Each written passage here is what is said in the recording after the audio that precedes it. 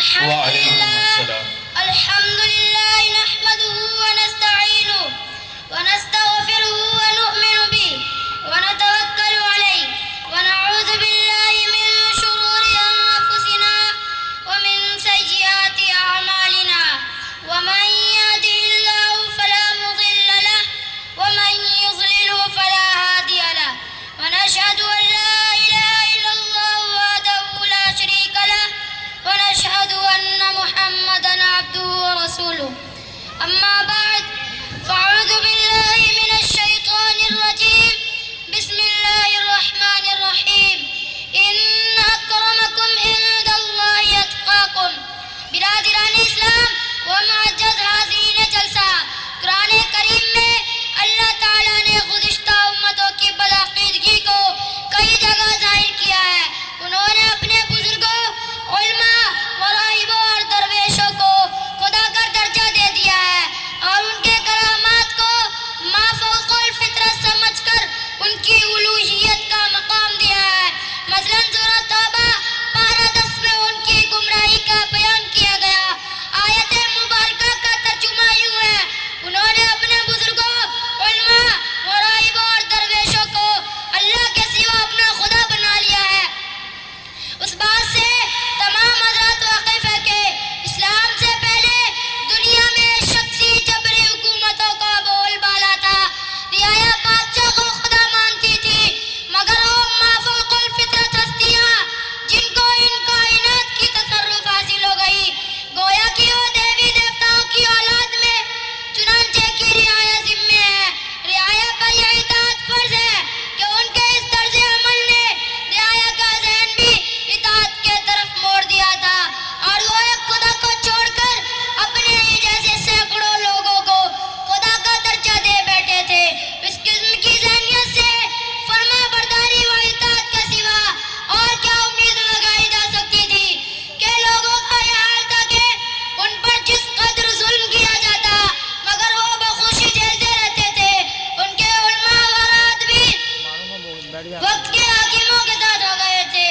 یہ دونوں طبقے عام بے ترتیب سے استحصال کر رہے تھے.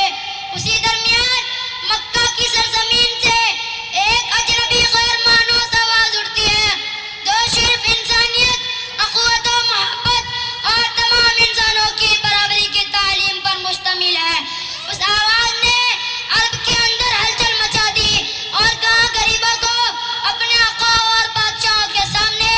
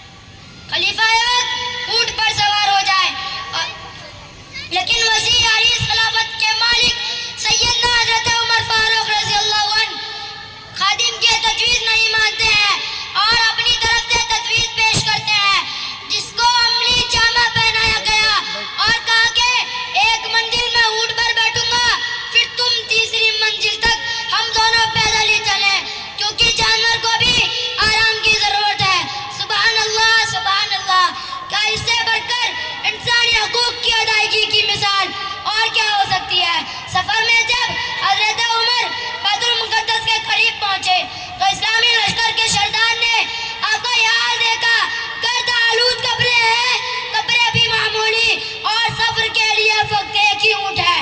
پھر انہوں نے آپ کو ایک گھوڑا اس گھر سے پیش کیا کہ خلیفہ وقت کو ترک برق پسند عیسائیوں کے سامنے ذرا رعب و دبدبہ کے ساتھ آنا چاہیے، لیکن حضرت عمر نے یہ مشورہ مان لیا، لیکن گھوڑے کی سواری تھوڑی ہی دور تک کی تھی کہ آپ نیچے کود پڑے اور کہا کہ مجھے میرا اونٹ لا دو، میں اسی پر سفر کروں گا، کیونکہ گھوڑے پر چڑھ کر میرے دل میں تکبر پیدا ہو گیا تھا۔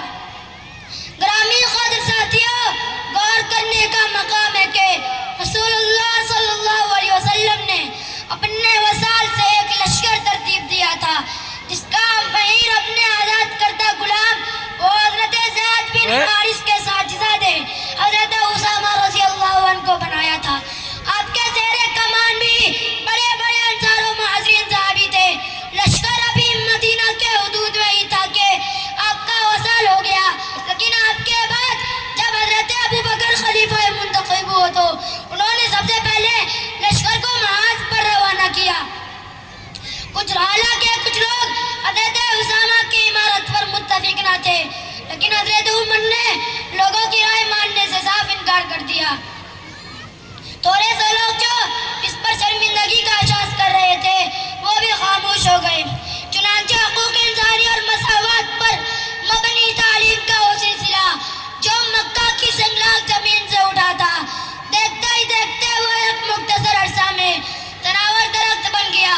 یہی وہ آواز تھی جس نے اس شخصی حکومتوں اور رعایا میں دیوی دیوتاؤں کے روپ دھارن کرنے والے بادشاہوں کی کلی کھول دی۔ اس اسلامی مساوات کے عملی مظاہرے نے استحصال شدہ قوموں کے اندر جوش و خروش بڑھ دیا۔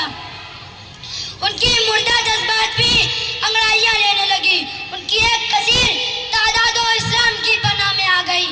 لیکن اسلامی مساوات نے ان ممالک اقوام کو بھی اپنے حقوق کے سلسلے میں راہ دکھائی جو ابھی تک ایمان نہیں لا سکی تھی۔